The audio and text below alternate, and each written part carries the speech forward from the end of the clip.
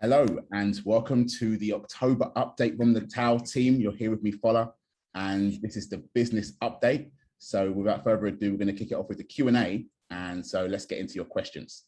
So the first question we have is from Anon, and they ask, would you consider in the future integrating faster and cheaper alternatives to Ethereum, ERC20, such as Harmony One, HRC20 token? Yes, absolutely. We're always looking for cheaper alternatives to, at that time, Bitcoin and Ethereum. Right now, we're working on integration with Binance Smart Bridge. But yeah, we're open to consider any other alternatives. Of course, in the long run, our goal is to use AGRS on or Agoras tokens on Agoras Live. So that will be on our main net, and hopefully we can have better control on the transaction fees at that time.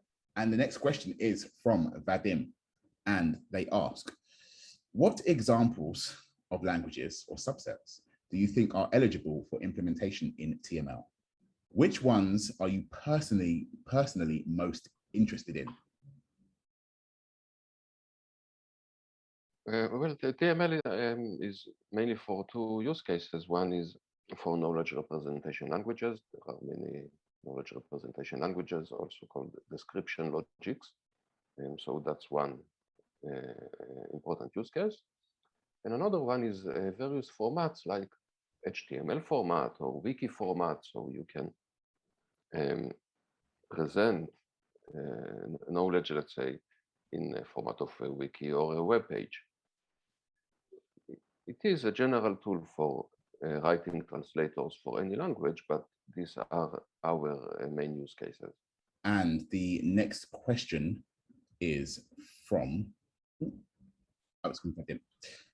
and they ask, do you have contacts with members of other scientific communities who show an interest in TAO as a discussion platform?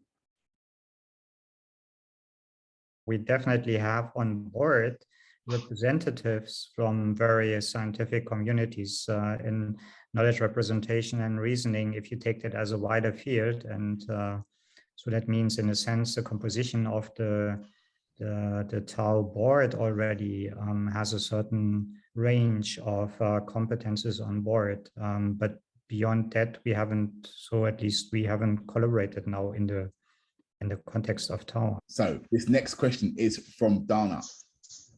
And thank you for your continued questions, Dana. They ask, are we ready to announce a launch timeline for TML and Agoras 1.0?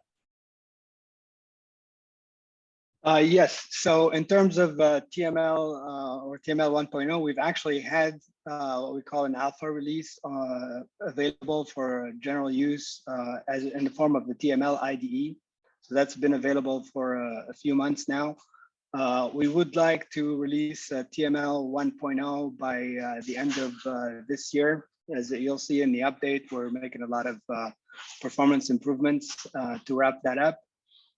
As far as Agoras 1.0, if we're talking about Agoras Live, yes, we're talking about the beginning of next year as well for Agoras Live. Next question is from Dana again, and they ask, will TAO, TML, or Agoras be feature complete enough to create a metaverse platform in 2022? Yes, so our goal is to, in 2022, well, towards the end of 2022, if you looked at our internal roadmap, to have a version of TAO usable by that time. This next question is from Midas, and they ask, with a simple ETH transaction costing $50 US and a Uniswap swap costing over $150, interacting on chain has again become prohibitively expensive for most holders of TAO's placeholder token.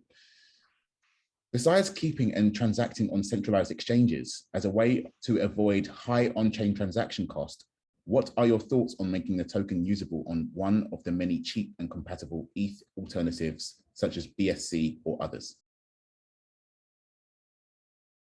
I think we've already answered that earlier in the Q&A. But yeah, please refer to the previous answer that Karim gave. We are open to other alternatives to decrease the transaction fees. And this next question is from Bitcorny. When can the public play with TML Playground again, where people can create databases, lists, and so on?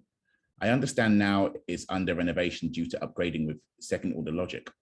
Now it's just the TML bot at Telegram. By the way, the previous TML was very fast, example in generating millions of elements and reaching consensus of facts in just seconds. It's longer to print the output.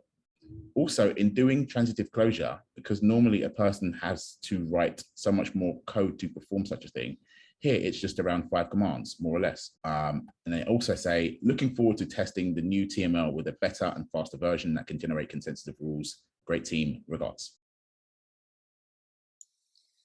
Currently, there is a TML editor or Playground web application where you can write and execute TML programs. It is accessible online at tml.idni.org. It features storing of users' programs or databases locally in their browsers, and also it contains a lot of example programs for various features of the language. And this last question is for Vadim, and they ask, do you plan to offer access to an API for Agorist Live? Okay, so no, honestly, we don't have a plan to offer APIs. We would like to see what use cases you might have for an API for Agorist Live, and if we see that you have an interesting use case, we will probably consider it. But so far we haven't. No. Thank you very much, Karim. And that's it for the Q&A questions. So without further ado, I'll get it into the business team update, and I'll pass it on to Carolina for her update this month. Thank you, Fola. Hey, everyone. So this week I've finalized an edit of the article on TAO and its approach on decentralizing blockchain, and I'm waiting for the rest of the team to approve it before we pass it on to our PR partners for publishing. But me and Fola have already taken a look at it, made some edits, discussed it, and we feel pretty happy with the results. So hopefully that's the one, and the public can read it soon. We've also received 5 updated Agorist logo design proposals from our designer, and have been showing them around, gathering some feedback before we need to discuss them with the marketing team internally.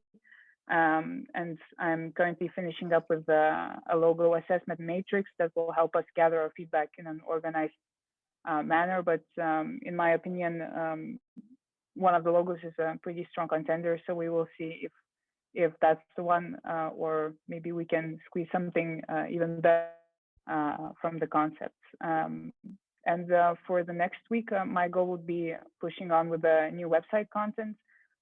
So the first step would be to finalize the content structure, and then I would be able to get on with working on the copy and planning out any necessary visual content. And before we are able to go live with the new website, we will be using a squeeze page as sort of a placeholder to direct visitors to join our community on Telegram, and also to read the TAO white paper. And the design for the squeeze page is ready, so we're now working on putting it online. So that is my update. Thank you. All great stuff, all great stuff. I'll pass it over to Killian for his update this month. Hi, everybody. Glad to be here again. So this month, a couple of things happened. Along with Carolina, I've also worked on fleshing out the structure and content of the website. We continued the YouTube influencer outreach and follow-ups together also with our marketing partner. It turned out, I think I mentioned it before, that the YouTube influencers we got connected with were not really the right fit for us, as we are more looking for deeper interviews rather than creating pump and dump videos about our cryptocurrency. So I've also been trying to look out for YouTube influencers that are more up our alley, and still, I think like previous month, we are in the process of getting like a final interview with a certain influencer done on that front, and hope by next month's update we will have more news on that front. And then I've also been trying to lock down the right pitch deck designer for us. We've had various calls with pitch deck designers. Also currently one pitch deck designer is working on the pitch deck, and hopefully the quality will adhere to our standard so we can move forward on that front. Then I've also been starting to do outreach to scientific writers, as we are looking to spread the word around Tau on a more technical level. And once we have a scientific really to structure, but like to get the website content in even more scientific ways out to the public, but scientific ways, but still engaging ways. Yeah, and then the community member of the month for this month is Fran de la Torre, simply for his continuous support of the project through maintenance of the current IDNI website. And that's it from me so far. Thank you. All right, thank you very much, Killian. On my side, I've been working on, working on this hiring of the blockchain developer that we've been trying to bring on board for a little while now. It's been it's taken us a little while. Instead, I've also brought on a talent acquisition manager. He isn't on this call, but he'll be working with us to essentially find the team members that we really want to bring on board this year and next year. There's quite a lot of extra team members that we want to bring on the dev side and just internally as well. And that's a big push for us. I've also been working on some internal development stuff. And Karim and I are going to be just essentially just evaluating the team and the project to, I guess, help us work better using different using software that will help us all work better in a more effective and efficient way. So that's something we're doing internally as well at the moment. And beyond that, I've just been working with Killian and Carolina on their work and getting the website done and things of that nature. And then again, the admin stuff as usual.